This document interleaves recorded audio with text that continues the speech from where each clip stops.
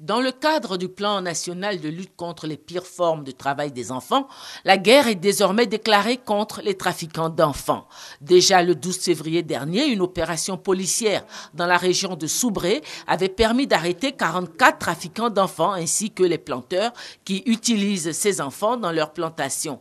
Pour permettre à la police d'être encore plus opérationnelle sur le terrain, le CNS, le Comité national de surveillance des actions de lutte, présidé par la première dame Dominique Ouattara, vient de faire un important don de matériel de travail à la police criminelle, composé d'un véhicule double cabine de type 4x4, de mobilier de bureau, de matériel informatique et de bureautique et de fournitures de bureau.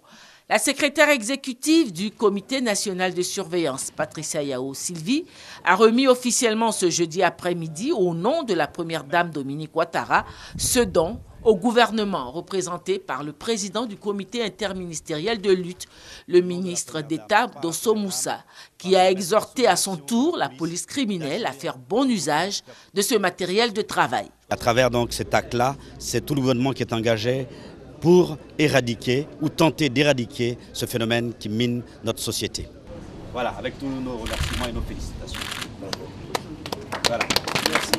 C'est vraiment une bonne chose de recevoir tout cet ensemble de matériel et le véhicule pour pouvoir vraiment aller sur le terrain, faire le travail qu'il faut. Nous sommes vraiment contents et je sais qu'on nous attend sur le terrain, on va faire le maximum pour faire le travail qu'il faut. Assistés à cette cérémonie, plusieurs partenaires techniques et financiers qui apportent leur soutien à la réussite du plan national d'action 2012-2014 en matière de lutte contre les pires formes de travail des enfants.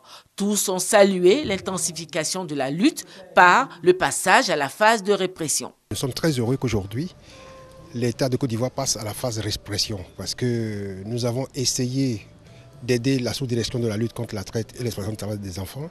Maintenant que l'État donne les grands moyens, nous espérons avoir de grands résultats pour que définitivement ce soit une tolérance zéro sur l'exploitation du travail des enfants dans notre pays. Il est important souvent de faire des modèles, des cas d'école, c'est de sanctionner deux personnes. Ça peut permettre de redresser certaines situations, certains abus. Donc je dis, la police a un rôle important à jouer dans le cadre de la lutte contre les pires formes de travail des enfants. Et ils avaient besoin de moyens et je pense que ces moyens tombent à pic.